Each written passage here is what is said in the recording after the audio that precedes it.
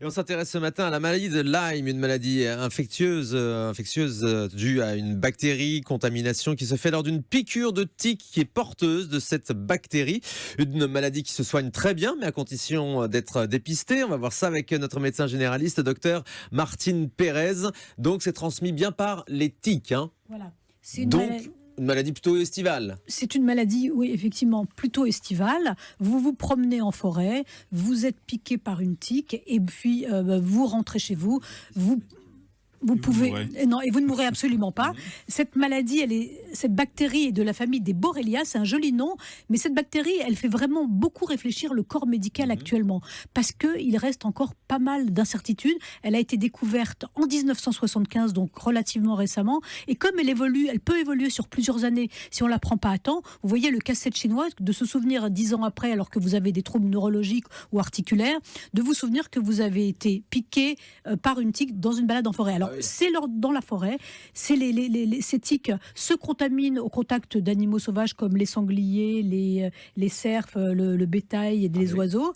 Et puis, à l'issue de cette balade, vous êtes fait piquer par un tique et vous contractez cette maladie. Alors, il faut savoir qu'en France, il y a 25 000 nouveaux cas par an, donc ce qui est beaucoup. Il faut savoir aussi que les régions les plus concernées, c'est l'Alsace, l'Auvergne, le Limousin et la Lorraine. Donc, c'est des régions où, quand on va se promener en forêt, eh bien, il faut faire attention.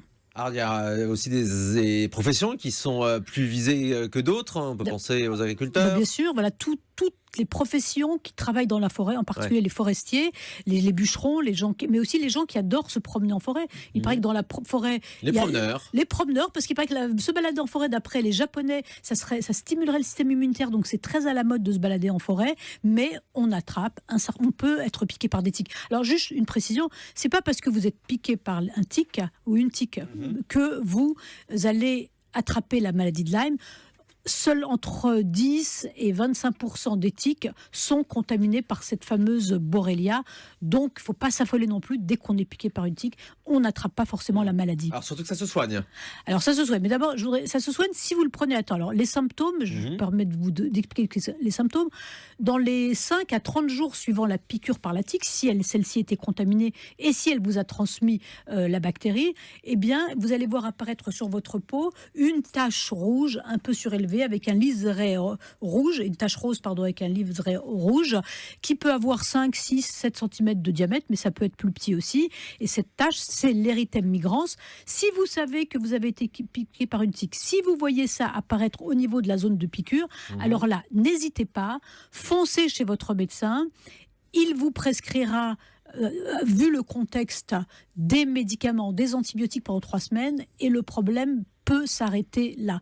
Les tests sérologiques, on en parlera sans doute tout à l'heure, les tests de dépistage à ce stade sont pas forcément positifs parce que les anticorps sur lesquels les tests sont basés n'apparaissent que 15 jours à 3 mois après. Donc si vous faites à ce stade tout au début une prise de sang pour rechercher la maladie par les anticorps, eh bien vous ne les trouverez pas. Et le vrai problème de cette maladie, c'est que parfois il n'y a pas ce fameux érythème cutané, mais dans les semaines voire les mois qui suivent, on peut avoir les stades ultérieurs de la maladie, qui sont les douleurs articulaires, notamment les grosses articulations, le coude, le genou, l'épaule, avec une inflammation, ça s'appelle l'arthrite de Lyme, plutôt, et encore plus embêtant, des troubles neurologiques que les gens n'ont pas.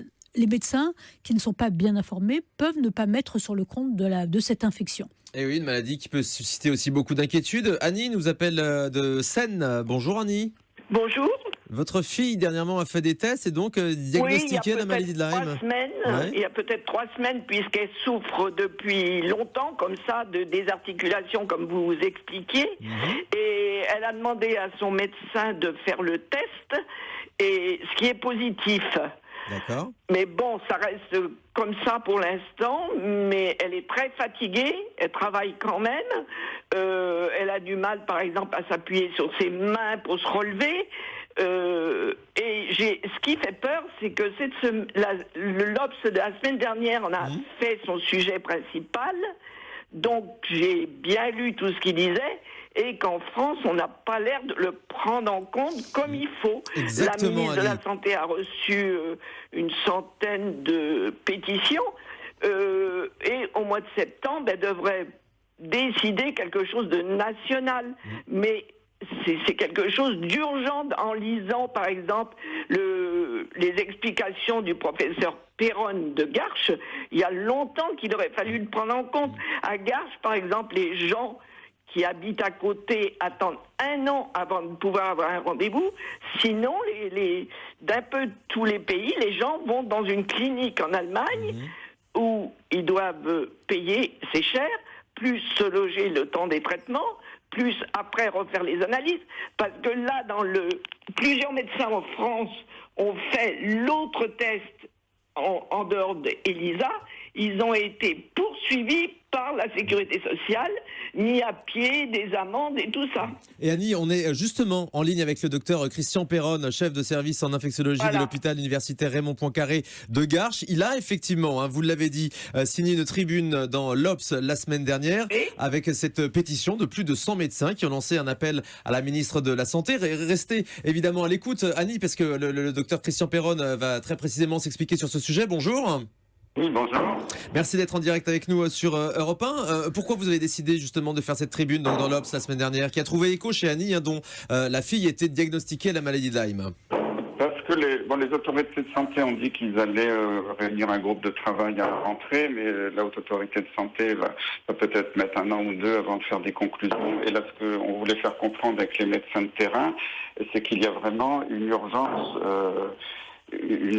parce qu'il y a des milliers de malades en souffrance qui sont rejetés par le système de santé avec des tests diagnostiques qui ne sont pas fiables, ils ne sont pas traités. Et je connais des gens qui meurent à petit feu chez eux, ou même des gens qui se suicident de tous les âges, des jeunes et des plus âgés. C'est-à-dire que les tests censés dépister la maladie ne sont pas efficaces aujourd'hui ? Les tests sont pas efficaces, et c'est pas moi qui le dis, c'est publié dans toutes les publications scientifiques. Les tests ont été calibrés dans le monde entier. Bon, c'était une initiative américaine il y a 30 ans sur une souche américaine de la Borrelia. Et qui ne les détectait que dans 20 à 70% des cas par les tests officiels. C'est pas du tout le 100% annoncé. Et en plus, on sait qu'il y a une vingtaine d'autres espèces de Borrelia qui peuvent être en cause dans des maladies de Lyme ou des maladies très proches où il y a 0 test. Et il y a encore d'autres bactéries ou parasites qui donnent des symptômes similaires. Ça veut dire pour l'instant, il y a très très peu de tests disponibles en routine. Il y a des publications scientifiques, mais ce sont surtout les laboratoires vétérinaires qui maîtrisent ces tests, parce que les animaux ont droit à ces diagnostics, et malheureusement, les humains n'y ont pas droit. Et c'est l'urgence, je pense. On pourrait très bien ouvrir des centres de Lyme avec des médecins qui connaissent, des médecins qui font ça depuis des années, de soigner les malades, et d'avoir à notre disposition des tests qui aujourd'hui ne sont disponibles que dans les laboratoires vétérinaires.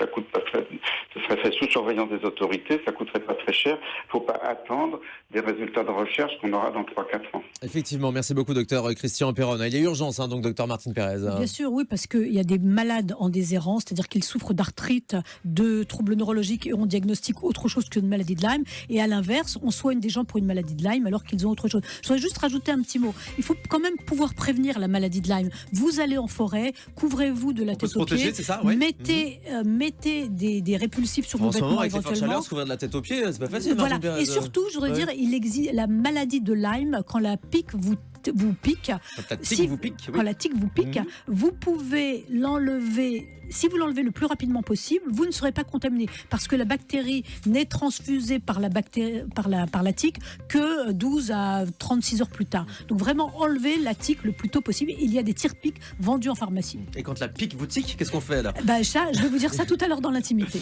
Merci beaucoup docteur Martine Pérez. Dis donc, tout un programme.